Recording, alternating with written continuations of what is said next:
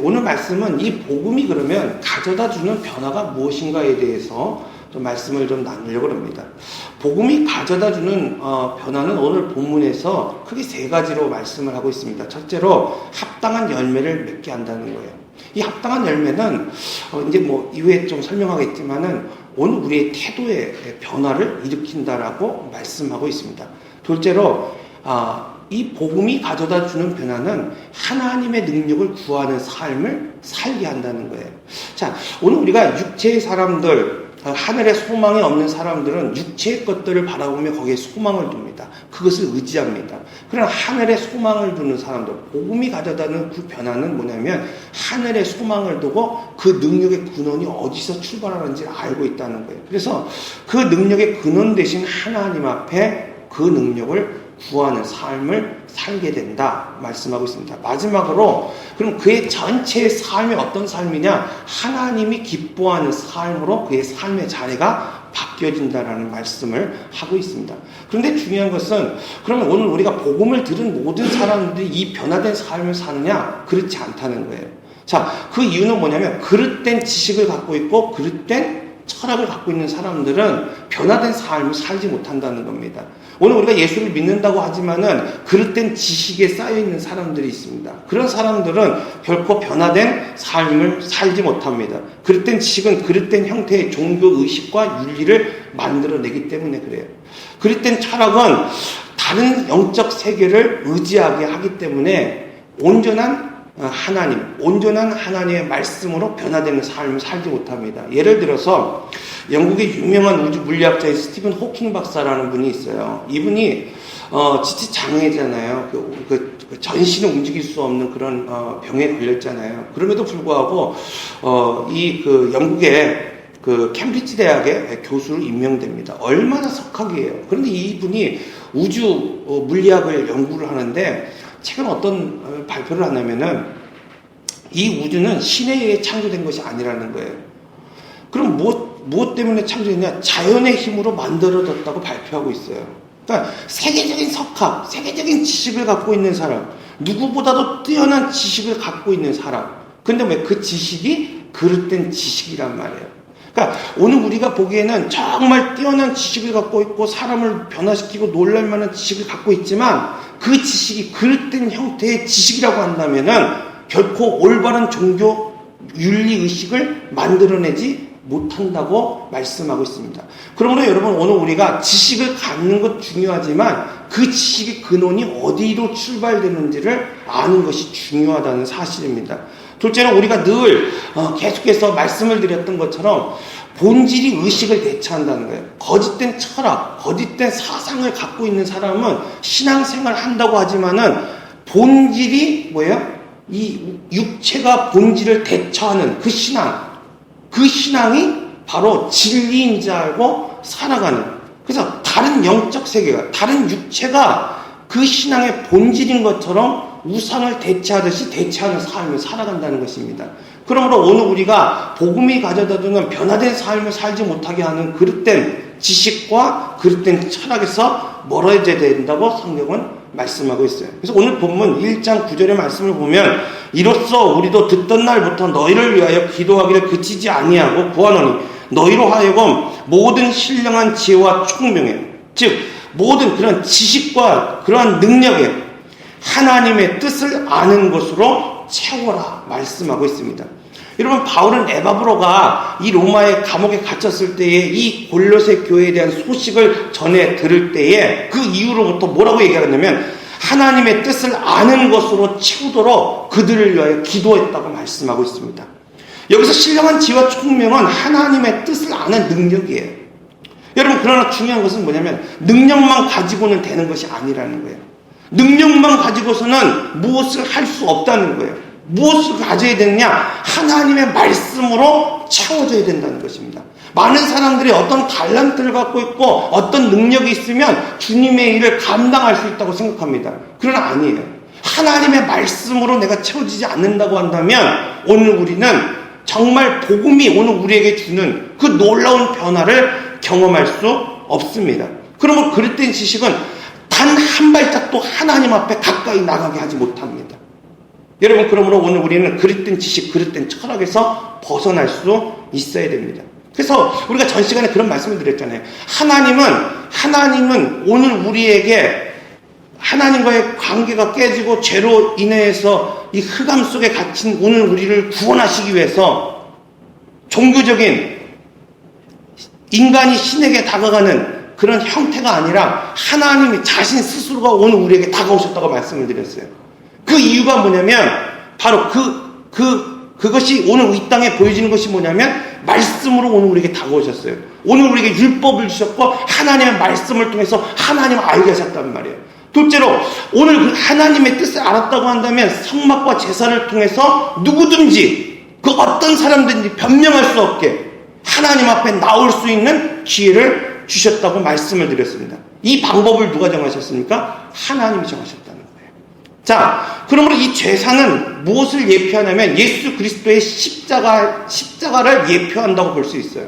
즉 구약에서의 제사가 나의 누구든지 그 제물을 통해서 소가 되었던 양이 되었던 염소가 되었던 비둘기가 되었던 그 누구든지 어떤 형편에 있는 사람이든지 간에 하나님 앞에 반드시 속죄할 것을 명령하셨다고 한다면 그것을 통하여 그 죄인들을 속량하는 하나님의 기회를 그 백성들에게 주셨다고 한다면 예수 그리스도의 보혈의 피, 예수 그리스도의 십자가, 그 이름을 믿는 그 사람, 그 이름을 고백하는 그 누구에게도 하나님은 구속의 은혜를 주셨다고 말씀하고 있습니다.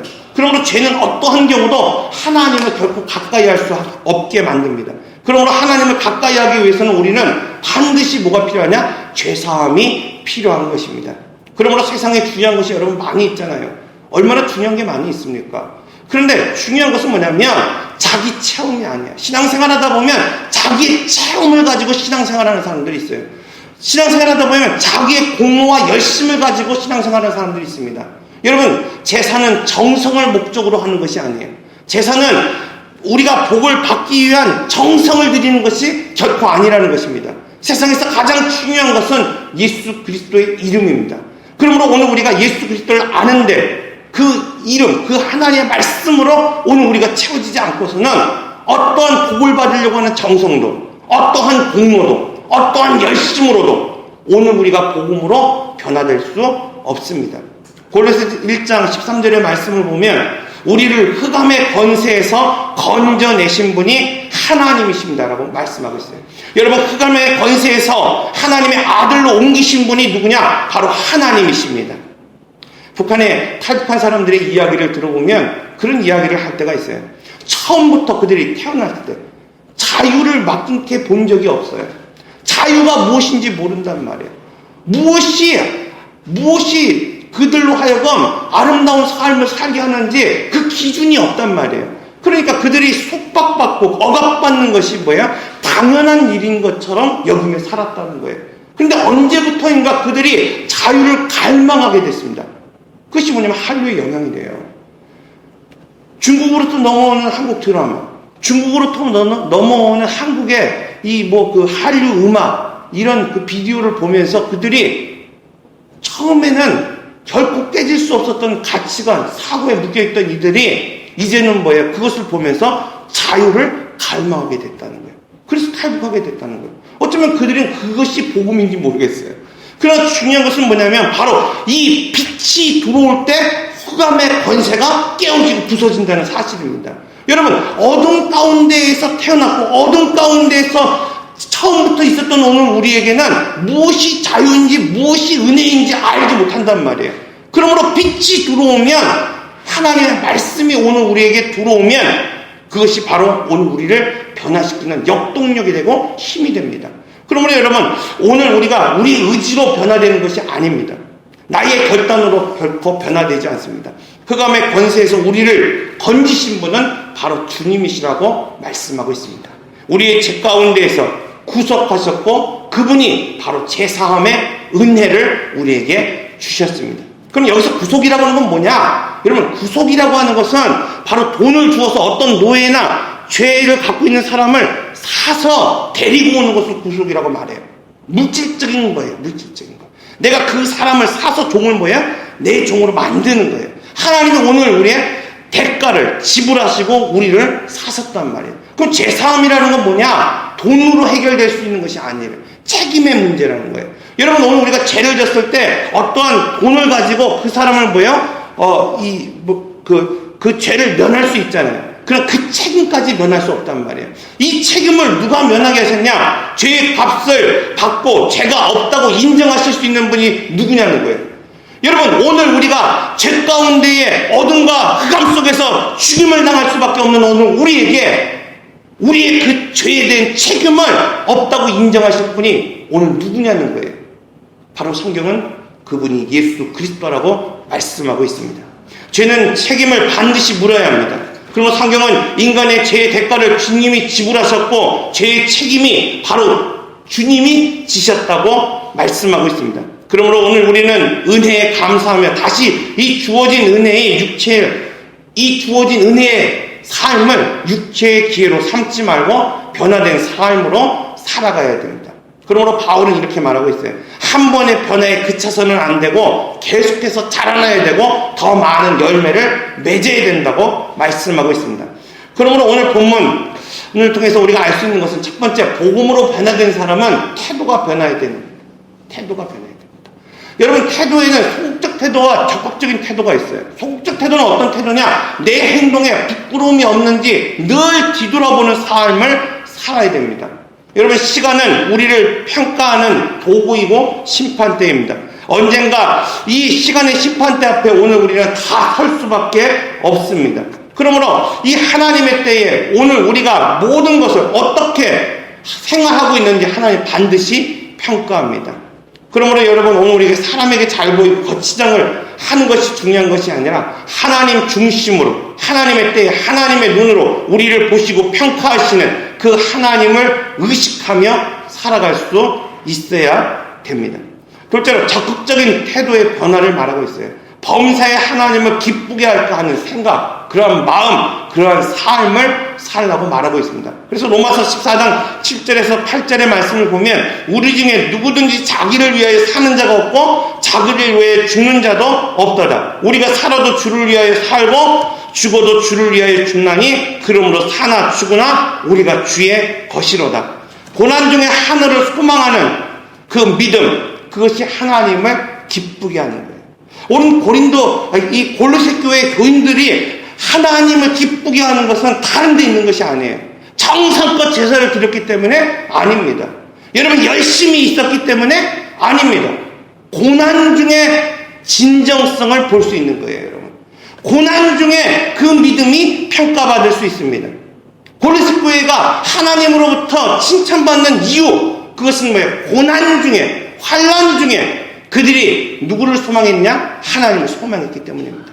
여러분, 하나님 오늘 우리를 평가하는 기준은 여기에 있습니다. 오늘 우리가 편안할 때, 안락할 때 무엇이든지 할 수 있는 그 상황 가운데 주님의 일을 하는 것 중요하죠. 그러나 더 중요한 건 뭐냐면 할 수 없는 가운데에 그때에 우리의 진정성이 나타난다고 말씀하고 있습니다. 고난 중에 하늘을 소망했던 이 골로새 교인들이 믿음을 지킬 수 있었습니다. 이들이 서로 사랑할 수 없는 그 어려운 환경 가운데 사랑할 수 있었습니다. 그러므로 오늘 우리 인생에도 우리가 지금 어떤 환경에 있든지 간에 그 속에 하나님을 소망하고 하늘을 소망한다고 한다면 오늘 우리는 이 땅에 믿음을 지킬 수 있습니다. 뿐만 아니라 오늘 우리는 어떤 환경 가운데서도 서로 사랑하며 나눌 수 있는 삶을 살게 됩니다. 둘째로, 복음으로 변화된 사람은 하나님의 능력을 구하는 삶을 살아갑니다. 여러분, 성도가 변하지 못하는 이유는 성령의 능력을 구하지 않기 때문입니다. 오늘 본문 11절에 보면 이 힘이 어떤 힘이냐? 영광의 힘이라고 말하고 있어요. 그의 영광의 힘을 따라 모든 능력으로 능하게 하시며 기쁨으로 모든 견딘과 오래 참음에 이르게 하신다고 말씀하고 있습니다. 여기서 영광의 힘이 뭡니까? 바로 성령의 능력을 말씀하고 있습니다. 이 능력은 오늘 우리가 기도할 때 일어납니다. 이 능력은 오늘 우리가 하나님 앞에 구할 때 나타납니다. 이것이 부흥이고 이것이 하나님의 초월적인 능력이라고 말씀합니다. 여러분, 구약을 통해서 오늘 우리가 볼 때에 이 하나님의 능력이 임하는 때가 얼마나 많은지 모릅니다.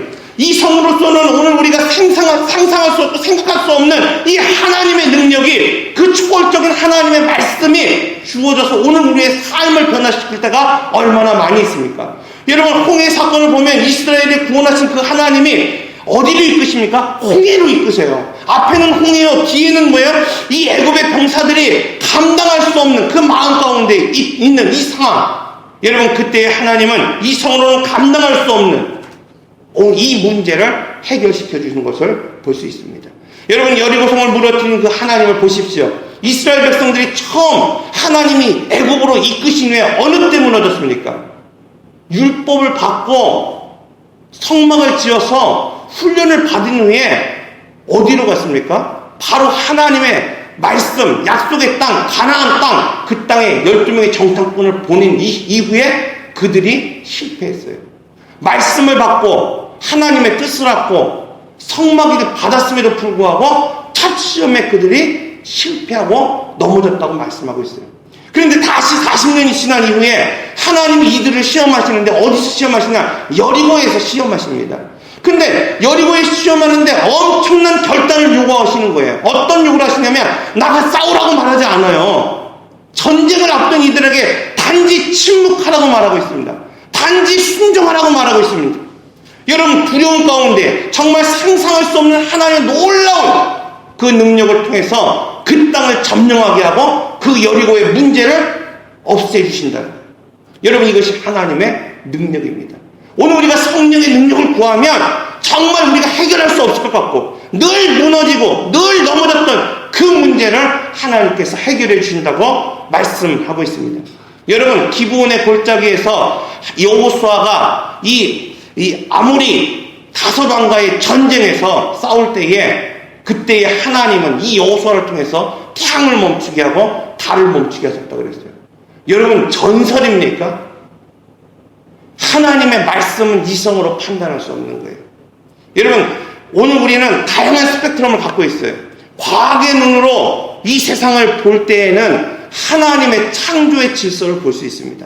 그러나 하나님 본연의 모습을 과학은 결코 밝혀낼 수 없다는 거예요. 여러분, 오늘 하나님은 우리에게 말씀하고 있습니다. 이 능력이 우리를 능하게 한다고 말하고 있습니다. 지금도 하나님은 오늘 우리가 기도하고 하나님께 구하면 이 능력을 우리에게 주시고 있습니다. 감당할 수 없었던 일을 오늘 우리로 하여금 감당하게 합니다. 이길 수 없었던 그 시험을 오늘 우리로 하여금 이기게 합니다. 정말 기뻐할 수 없는 환경 가운데 그 모든 것을 견딜 수 있게 하는 능력, 바로 하나님의 능하신 능력, 영광의 힘, 성령의 능력이라고 말씀하고 있습니다. 여러분, 이 능력을 구하고 이 능력을 구하는 삶을 사시기를 바랍니다. 셋째로, 복음으로 변화된 사람은 빛 가운데 당당한 삶을 살게 됩니다. 여러분, 변화된 삶이 뭐냐? 당당한 삶이에요. 오늘 새벽 예배를 마치고 집사람을 이렇게 가고 있는데 집사람이 그런 얘기를 해요. 아이들은 저한테 잘 얘기를 안 해요. 이렇게 소곤소곤 막 그런 얘기를 안 하는데 그냥 채연이가 그런 얘기를 했대요. 자기 반에 이렇게 가서 선생님이 바뀌었잖아요. 이제 학년이 바뀌니까 이제 처음 이제 수업을 들어가면서 묻지도 않는데, 굳이 네 아빠 뭐 하냐고 묻지도 않는데 가갖고 우리 외가 삼촌들은 다 목사님입니다. 우리 아버지도 개척교회 담임 목사님입니다. 이렇게 얘기를 했대요. 그래서 늘 이 아이는 은이랑 좀 틀려요. 이 아이는 조금 그런 거에 대해서 자부심을 느끼는 것 같아요. 여러분, 복음으로 변화된 삶, 뭐 우리 아이가 그렇다는 게 아니라 복음에 변화된 삶을 사는 사람, 그 사람은 뭐예요? 세상 가운데 당당한 삶을 살아갈 수 있어요. 여러분, 세상의 사람들은 오늘 우리가 정말 이러한 믿음의 삶을 살지 못하도록 온갖 개변을 늘었습니다. 온갖 핑계로 죄를 합리화시킵니다. 혼자서 죄를 짓는 것이 아니라 어떻게든지 우리를 끌고 가서 그 죄의 자리에 머물게 하려고 우리를 유혹하고 미혹합니다. 그러나 이 세상 가운데서 하나님은 성도의 그 옳은 행실을 가지고 거짓과 우상과 거짓된 지식과 거짓된 철학을 틀렸다고 말씀하고 있는 거예요. 여러분, 우리의 행실을 통해서 하나님은 말씀하고 있습니다. 그러면 여러분, 이 세상이 어떠하든 간지 요셉과 같이 누가 유혹한다 할지라도 오늘 다니엘과 같이 오늘 우리는 결단할 때에 그 행실을 가지고 세상이 하나님을 판단하게 하고 그 그것을 통하여 하나님은 이 세상에 말씀하고 계신다는 사실을 결코 잊어서는 안 됩니다. 그러면 여러분, 오늘 우리의 삶을 육체의 기회로 삼는 것이 아니라 바로 이 어둠의 세상과 흑암에 건지신 오늘 우리 하나님의 은혜를 통해서 이 땅 가운데 그리스도인으로 당당하게 빛 가운데 서는 삶을 살아가라고 말씀하고 있습니다. 말씀을 정리합니다. 그릇된 지식과 그릇된 철학은 결코 변화된 삶을 살지 못하게 합니다. 아무리 뛰어난 지식을 갖고 있고 아무리 뛰어난 철학을 갖고 있다 할지라도 결코 그것을 통하여 오늘 우리는 변화된 삶을 살아가지 못합니다. 오직 하나님의 뜻으로 채워져야 됩니다. 예수 그리스도 그분만이 오늘 우리를 흑암에서 건지시고 우리를 변화된 삶을 살게 하십니다.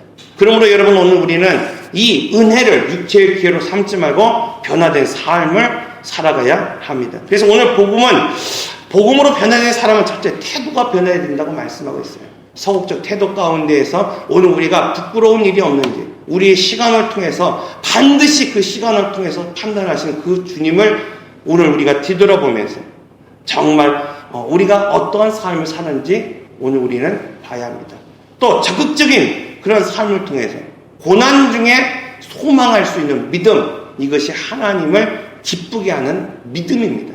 여러분, 고난이 찾아올지라도 오늘 우리가 하나님을 소망하는 이 믿음을 통해서, 이 태도를 통해서 하나님은 오늘 우리를 기뻐하십니다. 둘째로, 복음으로 변화된 이 사람은 하나님의 능력을 구하는 삶입니다. 여러분, 오늘 우리가 이 능한 능력, 하나님의 능력, 성령의 능력을 통해서 바로 오늘 우리가 변화된 삶을 살아가시기를 바랍니다. 마지막으로 하나님은 성도의 옳은 행실을 통해서 바로 오늘 세상을 향하여서 하나님 말씀하고 계십니다. 여러분, 오늘 우리의 태도와 또 하나님의 능력을 구하는 이 삶과 또 올바른 오늘 우리의 행실을 통해서 변화된 삶을 오늘 우리가 살아가시기를 바랍니다. 자, 기도하겠습니다. 인내하신 구세주여, 내 말 들으사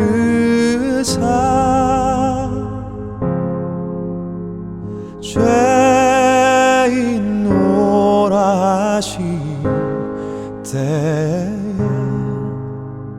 날 부르소서.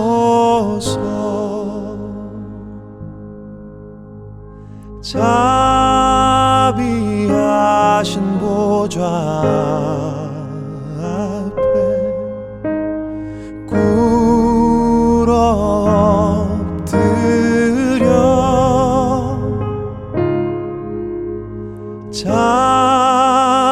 자복하고 회개하니 믿음 주소서.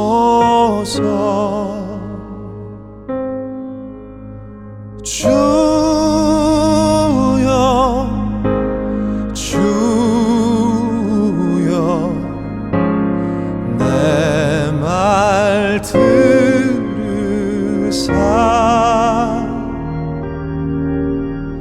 죄인 노라 하실 때에